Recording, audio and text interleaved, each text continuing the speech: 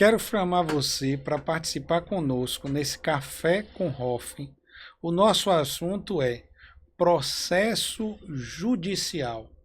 Isso para o cirurgião dentista não é uma rotina, né? E eu quero que isso não se torne uma rotina e que você tenha uma ferramenta na sua mão para trazer qualidade, segurança nos seus tratamentos.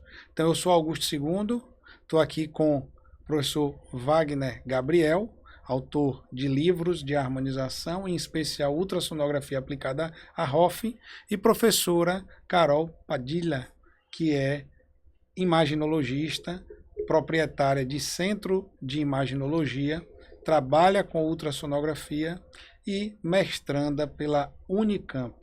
O foco dos artigos que ela produz é justamente a ultrassonografia. Então, olá, como vão? Tudo bem? Olá. Vamos falar um pouquinho sobre processo judicial, né? Qual é essa ferramenta? O que é que a gente tem? O que é que o dentista precisa se preocupar? Como a gente pode estar atuando, trabalhando a nosso favor, né? Para fazer um prontuário bonito, um prontuário rico de informações prévias, né? Ao que a gente precisa, tá bom? Bom,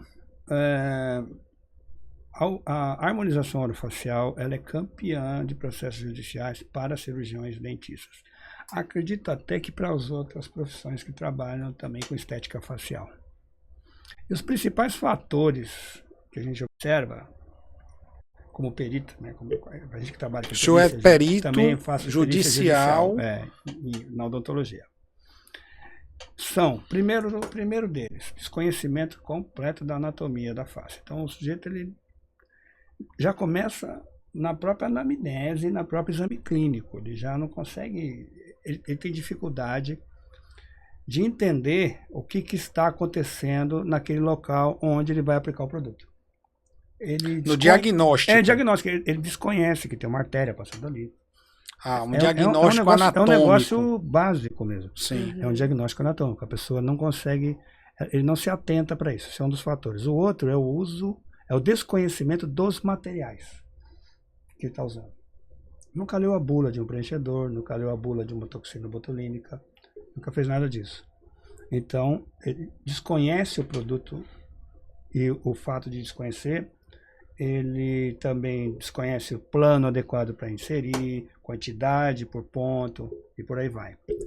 E a quantidade de produto excessiva e desnecessária de material é um dos fatores também, eu diria, primordiais para a judicialização do processo. Porque as pessoas, exatamente por aquilo que a gente já comentou. O sujeito, ele não fez um bom diagnóstico, um bom planejamento, ele coloca o material, não deu resultado, porque ele já cometeu um erro no planejamento, né? Ele não fez o planejamento adequado, por isso que ele colocou o produto em plano errado, começou o tratamento pelo procedimento errado, e aí ele veio para o segundo erro, que é colocar mais material para tentar compensar a ausência desse planejamento.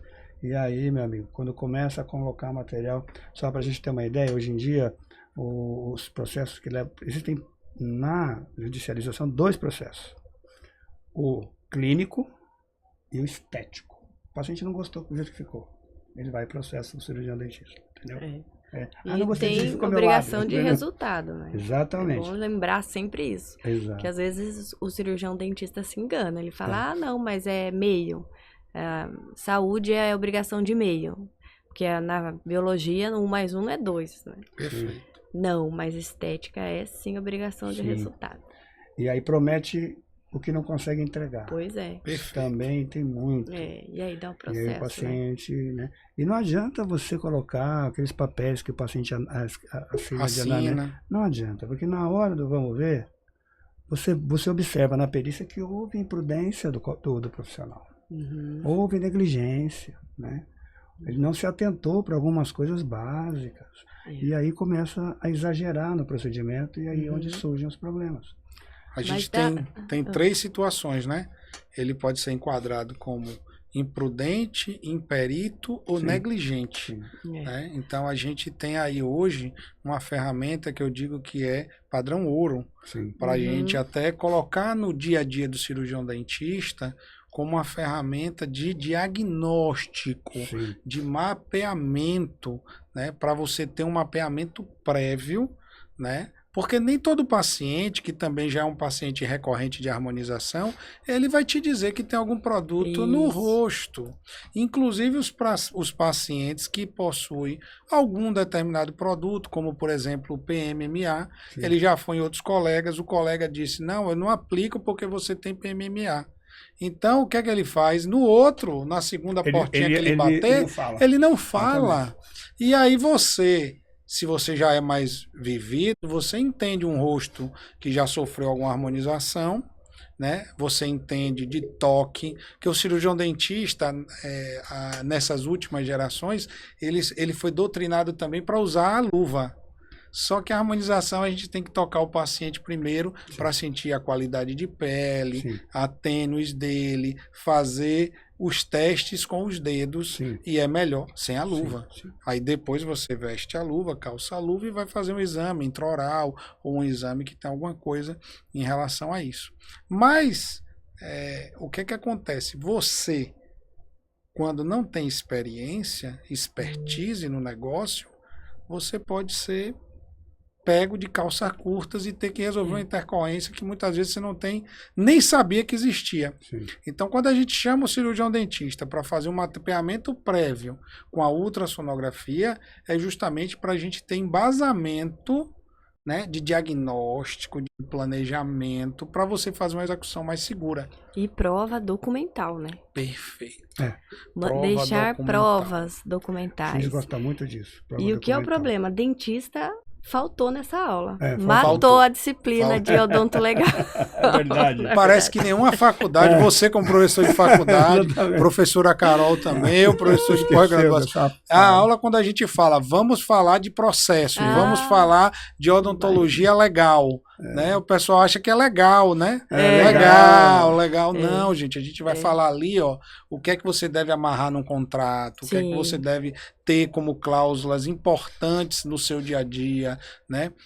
Anotar tudo, assinar tudo, pedir acolher a assinatura do paciente. E eu digo mais, muitas vezes o paciente se chateia, né, pelo profissional, porque ele acaba abandonando o paciente porque acha que já dei toda a assistência. Não, mas não é assim que judicialmente funciona, né? E a gente vê cada vez mais, principalmente na ROF, crescendo os processos, cada vez mais o aluno ou o profissional de ROF, ele tem uma idade, são profissionais mais jovens, né? Porque o endodontista que está lá já como endodontista há 20, 30 anos, o protesista, o implantodontista, o ortodontista, ele não vai mexer com ROF. Ele contrata alguém, se ele tiver uma policlínica, para trabalhar com ROF. Então, ROF é uma especialidade que não tem muitos veteranos, não é verdade? E aí o pessoal mais novo, inclusive um dos congressos que eu fui, falou justamente disso. Fizeram um mapeamento dos processos de São Paulo para ver quantos anos o profissional tinha de formado. E são realmente processos para profissionais mais jovens. Mas o profissional mais jovem também, eu digo, ele é um profissional mais aberto à tecnologia. Sim. E a gente tem que trazer que a sociedade como classe, como entidade de classe, que existe uma tecnologia que é acessível, é barato, o exame é barato, o exame de ultrassom. Fala um pouquinho dessa acessibilidade, professora Carol, sobre a ultrassonografia. Para o nosso colega que tem poucos anos de formado, ele não vai perder para o colega que não pede ultrassom, pelo contrário. Ele vai agregar o que a ele? Valor, não é verdade? Fala um pouquinho sobre isso, sobre a ultrassonografia, agregar valor, ter uma prova documental, né? Principalmente você que presta um serviço externo, como é que funciona? O que é que a gente espera das radiologias nos últimos anos, né? O que é que mais vai crescer dentro de uma radiologia nos últimos anos? É interessante a sua pergunta, professor, que como centro de radiologia, a nossa missão é entregar segurança para o colega indicador. Essa é a nossa principal missão, além de atender bem o paciente dele. Mas quando a gente faz um exame de imagem, a gente entrega os principais cortes, ali realizados durante o exame, juntamente com um laudo. Esses cortes e esse laudo, o cirurgião dentista, ele pode anexar, ele deve anexar no prontuário do paciente e são entendidos e reconhecidos como prova, como documento oficial, com valor legal, em caso de alguma judicialização.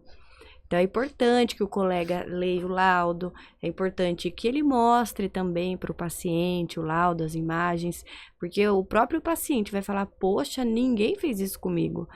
Esse profissional é diferenciado. Então, ele vai ficar posicionado de uma maneira, vai proporcionar uma experiência melhor para o seu paciente. E falando um pouquinho dessa questão de judicialização, não sou perita como o saudoso professor Wagner aqui, mas eu ajudo bastante com os peritos ali de Sorocaba e eu converso com muito perito, por conta dessa minha labuta de fazer laudo, né? E eles falam muito isso aí da questão de erros e tal, mas o que eu vejo muito também é o cara bom que errou porque não fez um bom prontuário, não preencheu, não deixou direitinho como deveria estar as provas.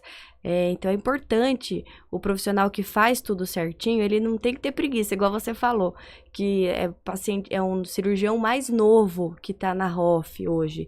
E as pessoas mais novas, elas são um pouco ansiosas, quer fechar logo o tratamento e deixa essas coisas de documentos para depois, mas é aí que mora o perigo. Mas o depois pode ser tarde, né? É aí que mora o perigo. A gente trata a ultrassonografia, pelo menos o meu entendimento de leigo, porque assim, a gente sempre está estudando, e aí fui parar para estudar ultrassonografia, fui muito feliz no meu encontro com o professor Wagner Gabriel, que ele me deu uma mentoria, me forneceu todo o suporte para que eu pudesse estudar, entender a importância da ultrassonografia, e percebi justamente isso, que intercorrência é pouquinho.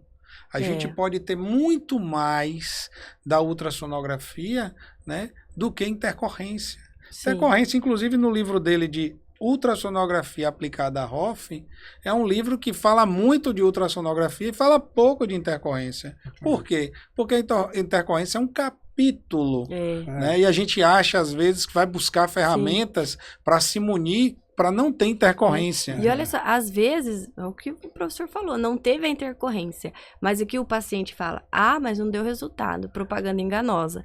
Mas se você tem a imagem lá, o ultrassom, o professor sabe melhor que eu, faz antes e depois, tem uma variação da anatomia das camadas, né, professor? Sim, complementa aí para ficar melhor. É porque, geralmente, a estética, a sua praticamente totalidade, ela é toda voltada para estímulo de colágeno. Perfeito. Só que o colágeno, fisiologicamente, ele leva de 60 a 90 dias para você refazer uma camada de derme. Então, você prometer resultado imediato de estímulo de colágeno, primeiro que já é uma falácia. Você não pode prometer isso. Porque você não sabe como essa pele vai se comportar depois. Com a ultrassonografia, a gente começa a ver o colágeno aos poucos e melhorando na imagem. E dá para mensurar apesar isso. De não aparecer aos olhos. E dá para medir? Dá para medir na imagem. Aí você vai verificando na imagem a qualidade. Não só medir, mas você vê pela qualidade da imagem que surge, o que vai acontecendo com o colágeno. É importante, então, a gente pensar que se você tiver um exame prévio, você vai conseguir ver o quê? A espessura das camadas de epiderme, derme, subcutâneo, músculo. Aí você faz um exame depois de ultrassonografia e a gente vai ter o quê? A qualidade, o aumento. O que foi que ampliou? Muitas vezes a gente lida com pacientes que estão ansiosos. Sim. Né? É como eu sempre digo, a gente entra na academia, cria aquela barriga como a minha aí de 30 e poucos anos, 40 e poucos anos, e quer entrar na academia no primeiro mês quer perder a barriga. Na verdade, não é assim. A gente precisa o quê? Da resposta biológica. Então, a resposta biológica ela é atrelada justamente a essa qualidade. Né? Então a gente tem que ter esse cuidado. Professora, fala um detalhe que a gente conversou sobre o aparelho de ultrassonografia. para ele ser aceito como prova pericial, ele tem que ter algumas características, né? Sim. Primeiro, algumas características. Fala um pouquinho dessas características. O aparelho ele tem que ter um registro da Anvisa. Ah, então tem que ser um aparelho com Anvisa. Isso, tem que ser importante também importante explicar isso, né, aqui professor? Muito importante. que tem diferença da Anvisa municipal ou estadual e da Anvisa federal. Essa Anvisa do aparelho é aquela federal, é onde registra mesmo a marca do aparelho em si. Perfeito. Fora isso, o profissional ele tem que ter o registro local, que aí é do seu estabelecimento. Então são entendi. diferentes, porque tem pessoas que compram um aparelho assim, desses sites de importação, e aí, mas eu consegui fazer o registro na minha Anvisa municipal. Mas o aparelho ele não está regulamentado pela Anvisa federal. Porque aqui a gente pensa, então, na Anvisa como órgão regulatório que libera, né, a comercialização do aparelho, e aí a gente vai mais para vigilância sanitária estadual e municipal para trabalhar essa utilização desse aparelho. Exatamente. A gente também, então a gente precisa, para laudar, para ter um equipamento que ele possa prestar um serviço a terceiros, ele Sim. tem que ser um aparelho que tenha Anvisa, né, a nível nacional, para certificar o aparelho. Porque você vem descrito no laudo, né? Qual foi o aparelho que utilizou, a técnica utilizada, tudo isso no laudo. Até, inclusive, quando a gente vai laudar radiografias e tomografias, o monitor que a gente olha, o aparelho, o exame, é um específico que a Anvisa regulamenta. Por ser imagens digitais, hoje em dia, por causa de pixel, imagem digital, matriz, toda essa questão, você vê como eles têm cuidado com isso. E o aparelho de ultrassonografia é a mesma coisa. Maravilha. Inclusive tem uma frequência, né? A gente também tem uma frequência que pega a parte de tecidos moles da face, né? Fala um pouquinho sobre a frequência que a gente pode trabalhar e que pode ter no laudo também, né? Sim. Você vai ter que ter no laudo essa frequência. Fala um pouquinho sobre isso. Na odontologia, a gente usa mais 14 MHz de frequência, que é uma frequência considerada alta e por isso ela tem uma baixa profundidade, porque a gente vê mais tecidos superficiais aqui do rosto. Agora, se a gente quer ver um pouquinho mais de glândula salivar, às vezes aqui na região submentual, para a gente fazer um planejamento de lipo de papada, por exemplo, a gente pode diminuir um pouco a frequência para 11, 12 MHz e aí a gente ganha um pouquinho mais de profundidade. E observa com mais detalhes algumas estruturas importantes, como artérias e veias. Mas, de maneira geral, na odonto é 14 MHz. Maravilha. E aí, professor, complementa aí com a gente. Eu queria complementar, lembrando um pouco no começo do nosso papo, quando você falou que o aluno faltou na aula de odonto legal. Os processos judiciais de harmonização é acima da casa dos 3 dígitos. As indenizações. As indenizações. Pedidas. Mais do que 100 mil reais. Agora pensa, o colega recém-formado... Nunca mais ele vai esquecer que ele faltou na aula. Ele vai se arrepender que faltou na aula. Poderia ter comprado ultrassom, é mais barato, né? Poderia ter comprado ultrassom, poderia ter feito nosso curso de ultrassonografia. Ainda sobrava dinheiro para vir para Bahia. Ainda sobrava para vir para Bahia, né? Não é verdade? Então, assim, às vezes, a gente, por desconhecer, e a gente está aqui com esse objetivo de informar, né? De deixar o colega. Eu não quero que o meu colega sofra processo. Claro que não, na verdade, ninguém quer isso. A gente está aqui para isso, para evitar. Né? Mas se ele não seguir o passo a passo, se ele desconhecer de anatomia, se ele desconhecer de legislação, se ele desconhecer das ferramentas que estão a favor dele, para que seja amenizado toda a situação, ou se acontecer que existe também a ferramenta do ultrassom para ir lá e trabalhar a intercorrência, né? Fatalmente ele vai cair num processo judicial e fatalmente ele vai ter que fazer aí uma situação de botar a mão no bolso. E o que é mais importante, né? Às vezes ele conhece a anatomia, faz tudo certinho, mas não deixa a prova. Então é importante ele pensar nisso também. Não basta só conhecer, você tem que deixar documentado. E assim, às vezes você acaba caindo num problema sem perceber. Por exemplo, de um paciente que eu tive recentemente, 55 anos, ele queria colocar fios. Ele veio, queria colocar fios. E aí a gente pergunta, né? Tem algum tipo de procedimento? Você tem algum produto, alguma coisa que você já usou? Não, nunca usei nada. Não coloquei nada ainda no rosto. Quando fizemos o exame de ultrassonografia prévio, antes de começar, né? Nós identificamos o processo infeccioso na pele, na região de derme. Processo infeccioso. E aí, conversando com ele, porque isso não é, para uma pessoa saudável, isso não é comum. Aí ele foi falando, né? Que ele tinha feito uma cirurgia recente, que tinha tomado antibiótico até um dia antes e tal. Quer dizer, um paciente, ele chega no teu consultório, bem, você olha para ele, normal. Se o sujeito não tem ultrassom, você vai colocar fios numa pele infeccionada. Então, já O que isso vai gerar? Isso vai gerar um problema grave. Com certeza. E como é que você vai se defender na justiça? É. Não tem como, né? Então, é muito importante a gente mapear esse paciente Exato. com o objetivo de ter ali um exame prévio, né? Ninguém faz um canal sem uma radiografia, ninguém faz um implante sem uma tomografia. Por que fazer uma harmonização sem uma ultrassonografia diagnóstico? Um mapeamento diagnóstico, como a gente chama, não é verdade? Sim. Então, hoje, a gente acredita que esse exame, por ser padrão ouro, a ultrassonografia ser o exame padrão ouro na harmonização, ele está consolidado. Totalmente. Agora, o nosso objetivo é difundir isso, mostrar aos colegas que existe realmente essa importância e que a gente precisa dar valor a ela. Não deixar para pensar na ultrassonografia como recursos apenas de intercorrência. Não.